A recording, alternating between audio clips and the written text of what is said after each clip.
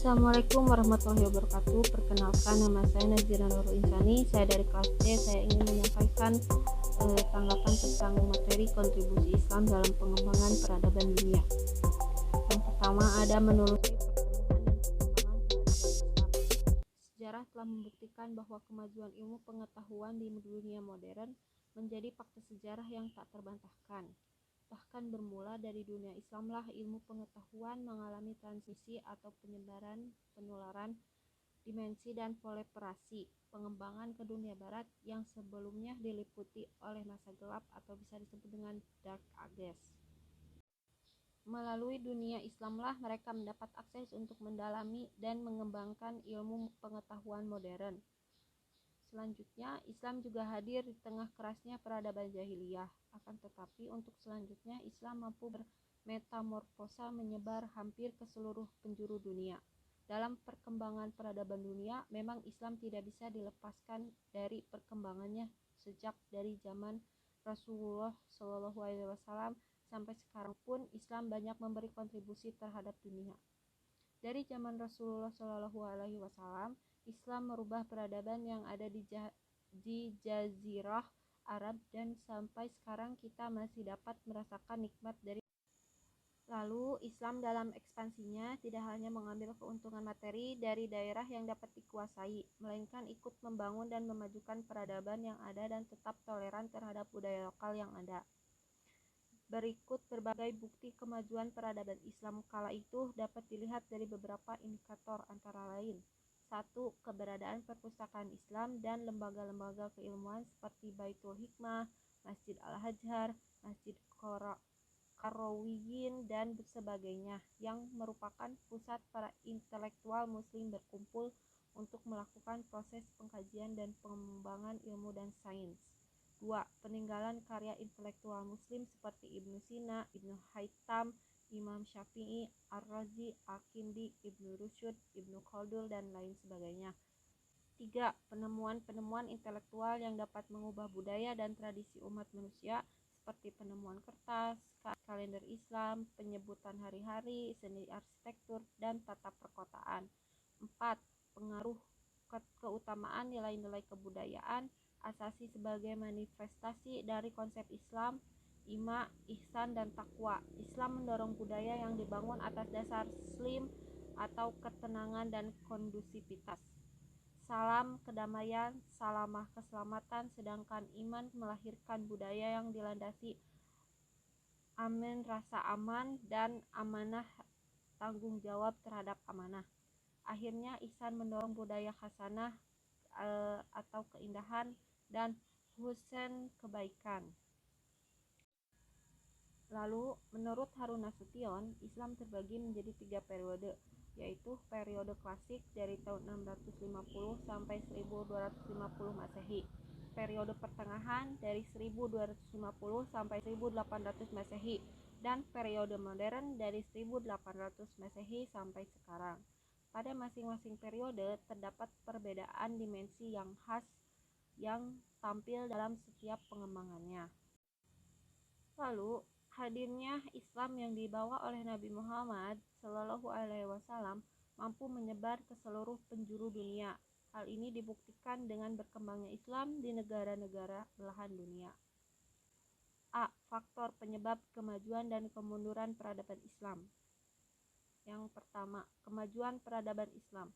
Peradaban Islam yang berlangsung sejak masa pemerintahan Rasulullah SAW di Madinah pada abad ke-7 Masehi yang dilanjutkan oleh kaum muslimin sampai masa kekhalifahan Bani Utsmani di Istanbul pada abad ke-19 Masehi telah menorehkan serangkaian kejayaan dalam berbagai bidang.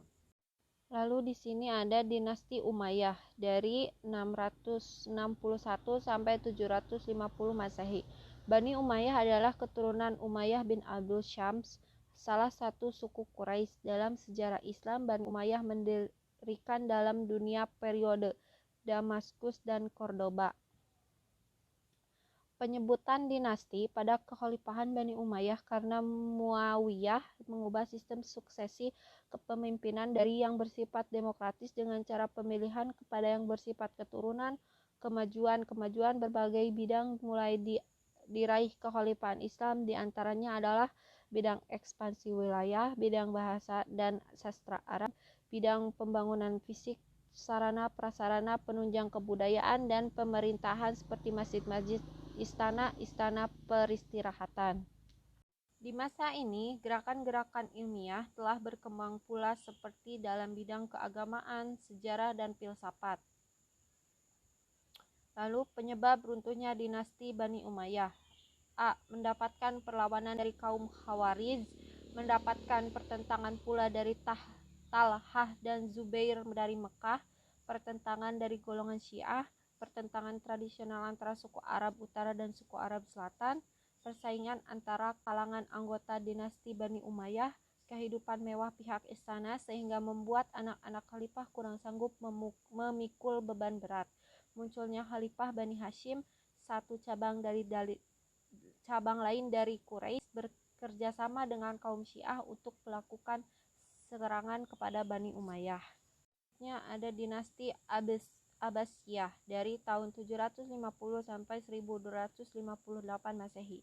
Dinasti Abbasiyah yang menguasai daulah negara pada masa klasik dan pertengahan Islam.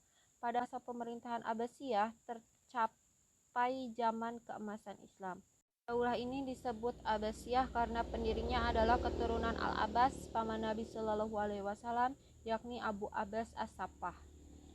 Selanjutnya dinasti Umayyah di Spanyol pada tahun 757 sampai 1492 Masehi. Di belahan barat Eropa berdiri megah Khalifah Umayyah di Spanyol dengan sebelumnya tentara Islam pimpinan Tariq Ibnu Ziyad pada tahun 711 Masehi menaklukkan kerajaan Visigotik yang diperintah oleh Raja Roderick. Selanjutnya dinasti Fatimiyah dari 919 sampai 1171 Masehi, yaitu Syahruddin El-Fikriyasa, kejayaan Islam, the Golden Age of Islam, ditandai dengan penyebaran agama Islam hingga ke benua Eropa. Pada masa itulah berdiri sejumlah pemerintah atau kekhalifahan Islamiyah seperti dinasti Umayyah, Abbasiyah, Fatimiyah, Turki Utsmani, dan Ayyubiyah. Selain penyebaran agama, kemajuan Islam juga ditandai dengan kegemilangan peradaban Islam.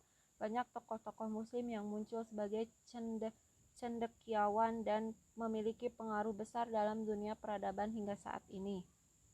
Selanjutnya ada kemunduran peradaban Islam. Kemunduran umat Islam dalam peradabannya terjadi pada sekitar tahun 1250 sampai dengan tahun 1500 Masehi. Kemunduran itu terjadi pada semua bidang, terutama dalam bidang pendidikan Islam. Di dalam pendidikan Islam, kemunduran itu oleh sebagai diyakini karena berasal dari perkembangannya secara meluas pola pemikirannya tradisional.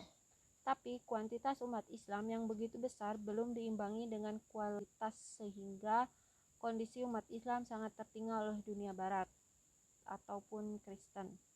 Kelemahan umat Islam tersebut disebabkan oleh faktor-faktor berikut. 1. Umat Islam kurang menjalankan akidah Islam yang luas. 2. Umat Islam kurang melaksanakan hukum Allah.